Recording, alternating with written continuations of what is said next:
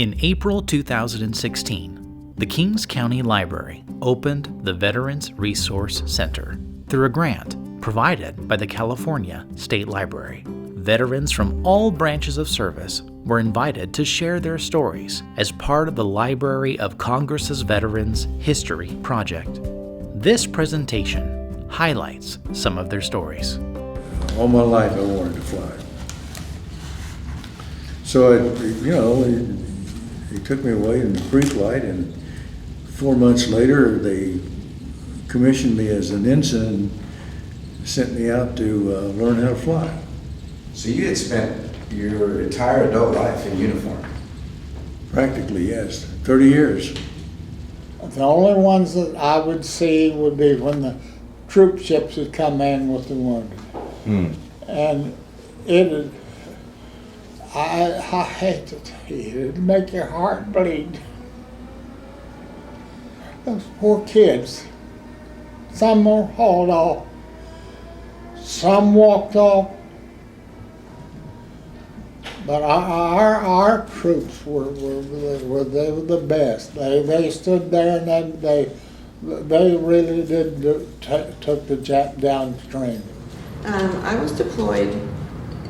My first duty station was VQ2 en route to Spain, and they had P3s, and these planes would have reconnaissance, so you would fly over. They could hear things. They weren't like a submarine hunter, because some P3s do that too. But these were electronic, and so they deployed me to Athens, Greece, and they would do the borders of China and such. It's not anything secret. And so I would deploy maybe for a month there, and then they also deployed to Panama, but I didn't go there. Finally, they sent me down to Nuremberg. I had avascular gangrene.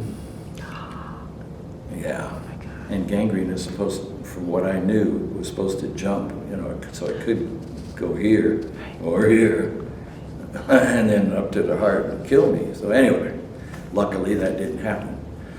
So they chopped it off, and I got out of there. I was stationed at Cam Ranh Bay in Vietnam as a coastal Air Force base. And what year was that? I arrived in July of 70 and left in July 71. You go from a very regimented life to an unregimented life. You have all this freedom that you didn't have. You're trying to get back to what it was before you enlisted, basically, and it's not easy to do at times. In 1979, it was still pretty chauvinistic, The ratio of men to women was extremely high. My first duty station was Okinawa, there at Camp Butler. I was with 12th Marines, 3rd Marine Division. And I was assigned to a battery, although I worked at regimental headquarters. I volunteered over on Guam to go out. There was Japs all over Guam, and they didn't know the war was over. They were still fighting. One of my buddies got shot at. He had a cat up on a hill, and they started shooting at him. He crawled down underneath it. When I was at Yokota Air Base, I had been wanting to go to IDMT school training, independent duty medical technician training. But my supervisors and my superintendent never gave me any encouragement because I had been in the military for 10 years at the time. And they said, they usually only send the ones who are newer to the Air Force than you, because they get more out of them, because they're going to be in the service. Assuming they're going to serve till retirement, they get more out of them. You're halfway through. You're 10 years already, so don't count on it. But I kept asking. I kept wanting it. IDMT school is same thing as physician's assistant training, whereas PAs get 2 years to do it. We had to do it in 50 days. So it's 2 years worth of what they do, crunched down to 50 days, and it's very stressful. You're supposed to have months notice to prepare for the school because it's very hard, very hardcore. I had only a week notice, so I went cold turkey. And my superintendent says, you know, if you fail, don't sweat it. You know, this is really hard. You're going cold turkey. You didn't get a chance to prepare. So there's no disgrace if you fail. But I was determined to pass, and I passed. but my brain was clay when I finished. And all these things were all classified, top secret. They were interviewing my parents at home and everything else under the sun. And of course, I knew this was all going on, and I didn't know what to do because I was kind of caught between two powers. Well, finally got all straightened out, but I did have that experience of. The Philippines, I actually had to look on the map when I was shipping my duffel bag out. I had to look on the big map that was in the office, and I found where the Philippines was because I never expected to go to the Philippines. That was my very first assignment. And I got there, and I think back about it, I had cultural shock and being a woman in the military shock. We used the carbine at that time, that 30 caliber carbine. And we also used the 45 automatic.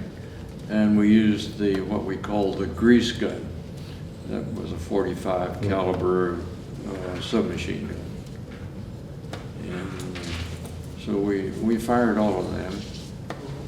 I was in the National Guards, and then I was doing airport security at the gates over there at the aircraft for 9/11. So then the first sergeant came and got me and told me we was going to get deployed. So he took me off of that.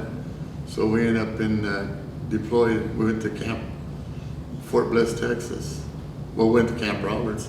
Then from there went to Fort Bliss, Texas to do our air training.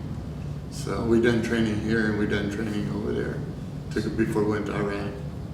You know, when I was stationed in Puerto Rico, you might not call it combat, but the locals, there were 3 political parties. Puerto Rico is an American territory, but there were people that wanted to keep it that way, there were people that wanted statehood, and there were people that wanted independence. So there were radicals. They came on our base, snipers came on our base.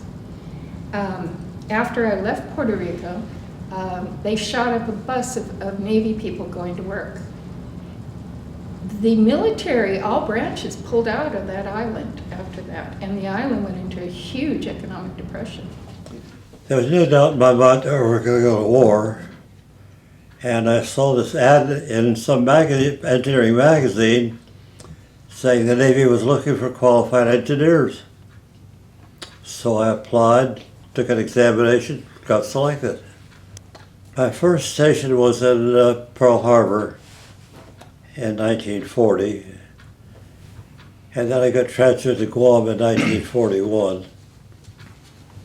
And that's where I was when the war started. To schedule a future interview, please call the Kings County Library at 559-582-0261.